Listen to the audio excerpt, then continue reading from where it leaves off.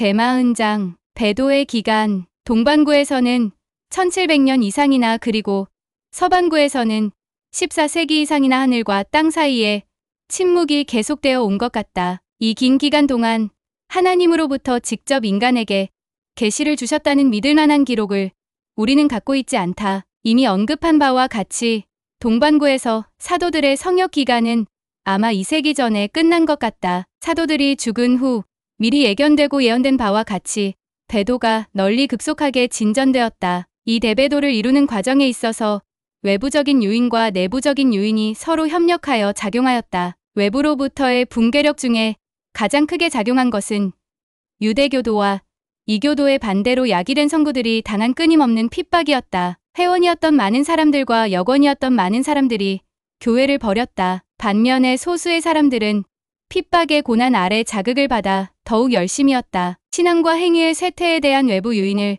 전체로서 고려한 외부로부터의 반대의 일반적인 효과는 개인들의 변절을 일으키고 그 결과 교회로부터의 범위한 배도를 초래하였다. 그러나 측정할 수 없을 정도로 더욱 심각했던 것은 내부적인 알력과 분파와 분열을 초래한 일이었다. 그로 인하여 하나님의 길과 말씀으로부터 교회가 완전히 배도를 하게 되었다. 기독교에 대한 최초의 박해자는 유대교였는데 뒤이어 이교도가 기독교를 잔악하게 박해하는 데 있어서 선동자요 교사자가 되었다. 네로가 통치하던 기간 중서기 64년경부터에는 로마의 권력이 기독교에 대하여 공공연하고 강력하게 적대 행위를 일삼았고 디오클레시안의 통치서기 305년경가 끝날 때까지 때로는 몇 달간 또는 몇 년간 일시 주춤하기도 했지만 박해가 계속되었다. 이방인이 통치하던 이 몇 세기 동안 그리스도의 이름을 감히 고백한 사람들이 당하였던 비인간적인 잔인성과 무지막지한 야만적인 행위는 널리 알려진 역사상의 사건이다. 콘스탄틴 대제가 4세기 초에 즉위하자 교회에 대한 국가의 태도에 극적인 변화가 일어났다. 그 황제는 곧 소위 당시의 기독교를 자신의 영향력 아래 있는 종교로 만들었다. 교회에 대한 열성적인 헌신이 황제의 총애를 받는 가장 확실한 수단이 되었다. 그러나 교회는 이미 크게 배도한 기관으로 되었으며 조직의 대체적인 외형과 예배 양식에 있어서까지도 구세주께서 기초를 놓으시고 사도들의 도움으로 세워진 예수 그리스도 교회에 별로 닮지 않게 되었다. 그때까지 남아있었을 순수한 기독교의 모습 중의 일부도 교회 조직이 콘스탄틴의 명령으로 세속적인 호의를 얻게 된 후 남용으로 인하여 인간의 시야에서 사라져 버리고 말았다. 황제는 침례를 받지 않았지만 자신이 교회의 수장이 되었고 성직은 군대의 계급이나 지위의 승진보다 더 추구되는 대상이 되었다. 콘스탄틴이 황제의 보호 망토를 교회에 두르기 전 또 국가의 기장으로 교회를 장식하기 전에 이미 교회에 충만했던 배도 정신은 이제 사탄 자신이 배양하는 효모로서 그러한 균과 유사한 것의 성장에 가장 적합한 조건 아래서 강화된 활동을 하도록 고무되었다. 로마 감독은 이미 감독단에서 그의 동료들을 통치할 권력이 있다고 주장하였다. 그러나 황제가 비잔티움을 수도로 정하고 자기 자신을 경외하는 뜻으로 콘스탄티노플이라 새로이 이름 붙였을 때 콘스탄티노플의 감독은 로마의 주교와 동등하다고 주장하였다. 그 주장은 논쟁을 일으켰고 그에 따른 알력으로 교회가 분열되었다. 그 분열은 오늘날까지 계속되어 현재 로마 카톨릭과 그리스 정교회가 각각 별도로 있는 것이 바로 그 증거이다. 로마 주교는 영적인 권위뿐 아니라 세속적인 권위도 행사하였다. 11세기에 모든 사항에 대한 가부장적 통치를 한다는 뜻으로 아버지를 의미하는 교황이란 칭호를 참칭하였다. 12세기 및 13세기 중에는 교황의 세속적인 권위가 왕이나 황제의 권위보다 우월하였다. 그래서 로마 교회는 여러 국가의 전제 군주가 되었고 모든 세속적인 국가 위에 군림하는 독재자가 되었다. 그러나 이 교회는 세속적인 야심과 지배욕의 악취를 풍기며 뻔뻔스럽게 내 나라는 이 세상에 속한 것이 아니라 고 말씀하신 분이 세우신 교회라고 주장하였다. 로마 교회의 오만한 억설은 세속적인 정권에 대하여 터무니없는 것과 마찬가지로 영적인 면에 있어서도 전혀 터무니없는 것이었다. 로마 교회가 인간 영혼의 운명을 지배한다고 큰 소리로 주장하여 불경스럽게도 개인의 죄를 용서하거나 그대로 두게 하는 채 하며 지상에서나 무덤 너머에서 형벌을 주거나 면제할 수 있는 척하고 있었다. 로마 교회는 죄를 범할 허가서를 팔며 이미 범한 죄에 대하여는 관대한 용서를 받을 수 있다고 하는 면죄부를 금과 바꾸었다. 로마 교회의 교황은 자신을 하나님의 대리인이라고 주장하며 하나님 자신인 양 재판하기 위하여 당당하게 앉아 있었다. 그리고 그러한 불경으로 그리스도의 재림전에 있을 지극히 무서운 상태에 대하여 경고한 다음과 같은 바울이 예언한 것을 이루었다. 누가 아무렇게 하여도 너희가 미혹하지 말라. 먼저 배도하는 일이 있고 저 불법의 사람 곧 멸망의 아들이 나타나기 전에는 이르지 아니하리니 저는 대적하는 자라. 범사에 일컫는 하나님이나 숭배함을 받는 자 위에 뛰어나 자존하여 하나님 성전에 앉아 자기를 보여 하나님이라 하느니라. 거리낌 없이 참칭한 권위에 의탁하여 로마 교회는 하나님의 율법을 범하지 않으려고 망설이면서도 구원의 필요 불가결한 의식을 견경시키고 또한 영원한 성약을 무참히 짓밟아 이사야가 예언한 것처럼 지상을 더럽혔다. 로마 교회는 침례 의식의 상징을 파괴하고 이방의 의식을 모방하여 침례 의식을 변경시켰다. 로마 교회는 주님의 만찬의 성스러운 의식을 변조하였고 엉뚱한 화채서를 주님의 성스러운 의식에서 그리스도의 살과 피의 상징으로서 취하는 빵과 포도주가 제사의 봉헌으로 실제로 예수 그리스도의 살과 피로 변한다는 것이 교리이다. 들고 나와 교리를 더럽혔다. 로마 교회는 경전의 취지에 입각하지 않고 매우 불쾌감을 일으키는 적선의 교리에서 죄인의 속죄에 대하여 의로운 자의 공덕이 적용될 수 있다고 꾸몄다. 로마 교회는 가장 유혹적이고 간악한 형태로 우상 숭배를 장려하였고 일반 대중이 경전을 연구하면 유죄를 선고하였다. 로마 교회는 그 교회의 성직자에게 부자연스러운 독신 생활을 요구하였다. 로마 교회는 인간의 이론과 궤변을 부정하게 결합하는 일을 일삼으며 그리스도의 복음의 단순한 교류를 너무도 저질화하여 이신과 이단으로 야비한 강령을 만들어내었다. 로마 교회는 인간의 육체에 관하여 참으로 사도에 빠진 교류를 선포하여 하나님이 만드신 육체의 성전이 고통과 저주받기에만 합당한 것으로 보이게 하였다. 로마 교회에 의해 관계에 도움이 된다면 거짓말과 속이는 것이 풍성한 대가를 보장받을 덕행이라 공언하였다. 또한 로마 교회는 교회 조직의 원 계획에서 철저히 이탈하여 교회 자체를 인간의 공상적인 작품으로 날조한 현란한 진열을 한 웃음거리로 만들었다. 초대 교회의 배도를 발생케 한 가장 중요한 내적인 요인은 이렇게 요약할 수 있다. 1. 그리스도의 복음의 단순한 교류를 소위 철학적인 조직이란 것을 혼합하여 더럽힌 점. 2. 교회의 규정된 의식에 부당하게 사람의 생각을 추가하고 주요한 의식에 치명적인 변경을 도입한 점. 로마 교회에 의한 찬탈과 부당한 지배에 부수되는 포악한 억압하에 문명의 발전이 저해되었고 수세기 동안 사실상 그 발전 과정은 정체되었다. 이 쇠퇴 기간은 역사상 암흑시대로 알려지고 있다. 15세기에는 르네상스 또는 문예 부흥으로 알려진 운동이 일어났다. 사람들 사이에 광범위하고 상당히 급속한 각성이 생겼고 나태와 무지의 혼수 상태를 떨어버리려는 결연한 노력이 문명 세계 전역에서 나타났다. 역사가들과 철학자들은 이 문예 부흥을 시대의 정신의 무의식적이고 자연적인 발생으로 간주하였다. 이것은 몇 세기 후에 이루도록 정하신 예수 그리스도의 복음 회복을 위한 준비에 있어 인간의 미개한 마음을 밝혀주기 위하여 하나님의 마음에 미리 정하신 진전이었다. 지적 활동에 대한 일신과 물질적인 개선을 하려는 노력과 함께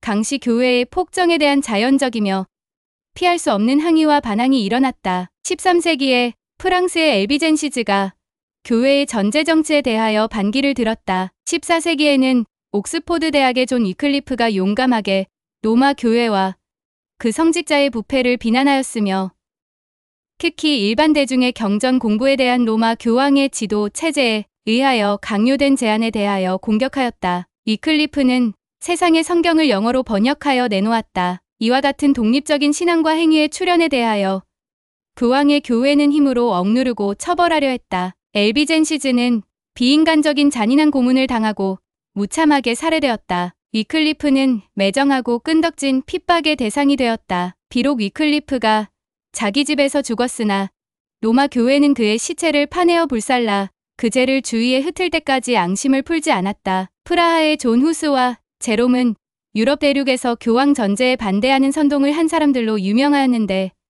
둘 다 그 때문에 순교를 당하였다. 비록 교회가 내부 깊숙이까지 배도하였으나 정신적인 해방의 추진을 위하여 생명을 바칠 준비가 되어 있는 용감하고 의로운 사람들이 적지 않았다. 교황에 대한 주목할 만한 반란은 16세기에 일어났으며 종교개혁으로 알려지고 있다. 이 운동은 1517년 독일 신부였던 마틴 루터에 의하여 시작되었으며 이 운동은 대단히 급속히 퍼져 곧 로마 교황의 관할 아래 있는 전영토가 이에 휘말려 들었다. 교황교회의 전제에 대한 정식 항변서가 서기 1529년 스파이어서에서 개최된 의회 또는 일반 평의회에서 몇몇 독일 제후와 대표자들에 의하여 공식화되었다. 그 이래로 종교개혁자들은 프로테스탄트로 알려지게 되었다. 삭소니의 선거 후조는 독립교회 설립을 제안하고 그의 의뢰를 받아 루터와 그의 동료 멜랭크손이 종언을 작성하였다. 프로테스탄트들은 단결하지 못하였다. 교회 조직과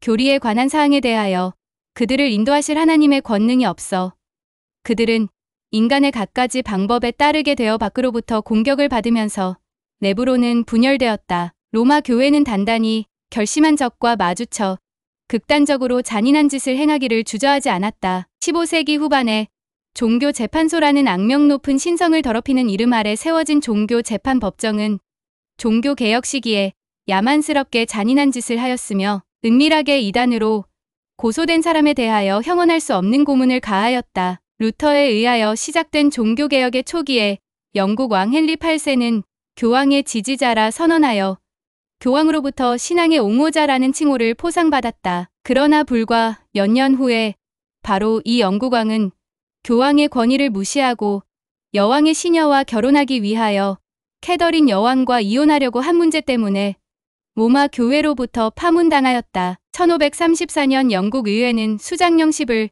통과시켜 교황의 권위에 대한 충성의 의무에서 영국이 벗어났음을 선언하였다. 의회의 법령에 의하여 왕은 자기 통치 아래 있는 교회의 머리가 되었다. 이리하여 성공회가 탄생된 것이다. 타락한 악명 높은 왕의 방탕스런 정사의 직접적인 결과로 영국 국교가 탄생하였다. 하나님으로부터의 신권의 위임이 없음에 대하여 신성 모독적인 무관심으로 또한 성직계승의 외형도 없이 부정한 왕이 교회를 세워 자기 자신의 신권을 마련하고 자신을 영적인 모든 사항에 대한 최고 관리인으로 선포하였다. 영국에 있어서 카톨릭과 프로테스탄트 간의 투쟁은 역사학도에게는 잘 알려진 사실이다. 여기서는 싸우고 있는 두 종파 서로 간의 증오와 각 종파의 신자의 열성과 하나님에 대해 그들이 고백하는 사랑과 그리스도의 사업에 대한 헌신은 주로 검과 도끼와 몽둥이로 특징 지어졌다. 신권 정치의 압제로부터 적어도 부분적으로 해방된 것을 깨닫고 사람들과 국가들은 그들이 새로이 획득한 생각, 말, 행동의 자유를 함부로 남용하여 더럽혔다. 잘못 명명된 합리주의 시대와 프랑스 혁명 때의 절정에 달한 무신론의 만행은 인간이 하나님을 부인함으로써 영광을 얻으려 할 때 어떻게 되는가 하는 것에 대한 지울 수 없는 증거로 남아있다. 16세기 이래 인간이 고안해 낸 교회가 굉장한 속도로 번창했다는 것이 놀랄만한 일일 것인가?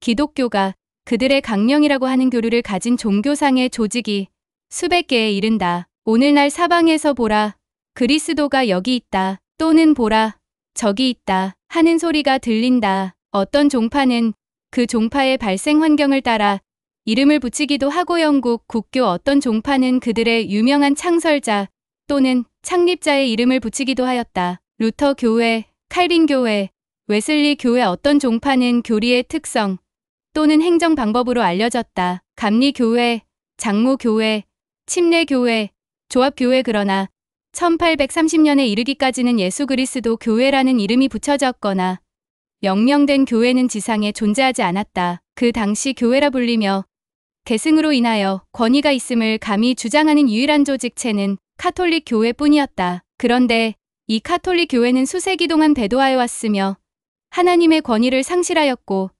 인정도 받지 못하였다. 만일 모 교회가 유효한 신권을 갖지 못하고 또한 영적인 권능이 없다면 그로부터 나온 자녀가 어떻게 하나님의 의식을 집행할 권한이 있을 것인가? 누가 감히 인간이 하나님께서 존중하고 인정해야 할 신권을 창설할 수 있다고 주장할 것인가? 인간이 그들 가운데 사회, 조합, 종파 또는 교회들 원한다면 그들의 조직체를 그렇게 명명할 수 있다. 하자까지도 만들 수 있다 하자. 또 인간들이 규정을 정하고 법을 제정하고 운영 계획을 고안해내고 훈련하고 관리 체제를 만들 수 있다 하자. 또 이들 모든 법과 규정과 행정 체제가 회원 자격을 얻은 사람들에게 구속력이 있다고 하자. 이러한 것에 대한 모든 권리와 권능이 있다 하자. 그러나 그리스도 교회가 존재하지 않고는 어디서 이들 인간의 조직체가 성스러운 신권의 권능을 끌어내올 것인가? 기독교계의 배도 상태에 대하여는 많은 저명하고 양심적인 각 교회의 대표에 의하여 또 단체로서의 교회에 의하여 솔직히 인정되어 왔다. 영국 교회까지도 공식 선언, 우상 숭배의 위험에 대한 설교에서 이런 말로 극심한 타락의 사실을 인정하고 있다. 전 기독교의 평신도와 목사, 학식이 있는 자와 없는 자, 모든 연령층과 종파와 각계각층의 남녀노소와 기독교계의 자녀들이 생각하기에도 끔찍하고 무시무시한 모든 죄악 중 하나님께서 가장 미워하시고 또한 인간에게 가장 저주가 되는 지긋지긋한 우상숭배에 800년 이상이나 한꺼번에 빠져 있었다. 길고 어두운 전반적인 배도의 기간 동안에는 하나님께서 세상을 잊어버리셨을 것이라고 결론 내려서는 안 된다. 인류는 결코 전적으로 홀로 있도록 내버림 당하지는 않았다. 하나님의 영은 인간의 불신앙이 허용하는 범위 내에서 역사하셨다. 사도 요한과 세 사람의 니파이인 제자는 알려지지 않은 채이지만 인간들 가운데 성역을 베풀었다. 그러나 영적인 암흑 시기 동안 인간은 그 당시의 사도, 선지자, 장로, 감독, 교사 또는 집사의 성역 없이 살다가 죽었다. 인간이 조직한 교회에 존재한 경건한 형식에는 그것이 무엇이든 간에 하나님의 권능이 없었다. 영감의 찬사도에 의하여 예견된 시대가 완전히 초래하였다. 인류는 전체가 건전한 교리를 받아들이기를 거부하였으나 그들은 자기 욕심을 만족시키려고 많은 스승을 모아들여 귀를 즐겁게 하는 말만 들으려 하였고 참으로 그들은 진리를 들으려 하지 않고 허탄한 이야기에 귀를 기울였다. 19세기 초에 선지자 아모스를 통하여 예언한 상태를 다 이루는 사태가 발생하였다. 주 여호와께서 가라사대 보라 날이 이를지라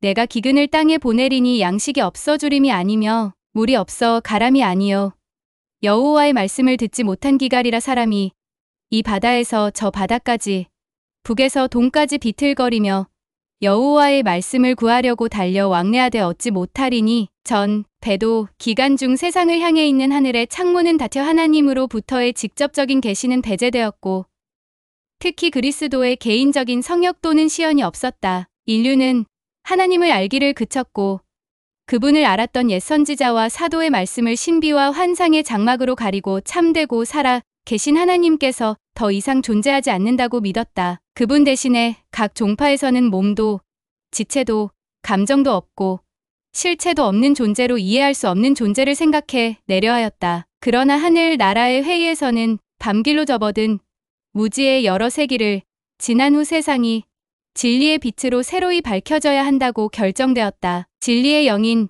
예지의 재질의 작용을 통하여 인류는 밭을 깊게 가는 것과 같은 복음을 새로이 심기 위한 준비를 경험하였다. 영에 의하여 나침반의 원리가 계시되었다. 그에 대한 구체적인 구현은 사람에 의하여 발명되었다. 나침반의 도움으로 알려지지 않은 대양이 탐험되었다. 15세기 말경에 컬럼버스는 검은 피부를 한 이스라엘의 잔류민인 리아이의 타락한 후손이 살고 있는 새로운 세계의 발견을 위하여 하나님의 영감에 의하여 인도되었다. 때가 되어 유형에서 탈출하여 양심에 따라 하나님을 섬길 수 있는 새로운 가정을 찾는 무리의 선구자로서 메이플라워호와 스피드웨로가 청교도단을 서반구의 세계에 싣고 왔다. 컬럼버스의 아메리카 대륙 도착과 그 후 청교도의 이민이 있을 것이 그리스도 탄생 약 600년 전에 예언되었고 메시지를 전하거나 어떤 임무를 부여받은 선지자의 보내짐 같이 확실하게 각기 그들에게 사명이 부여된 것이었다. 미국 식민지와 모국과의 전쟁과 그에 대한 승리자로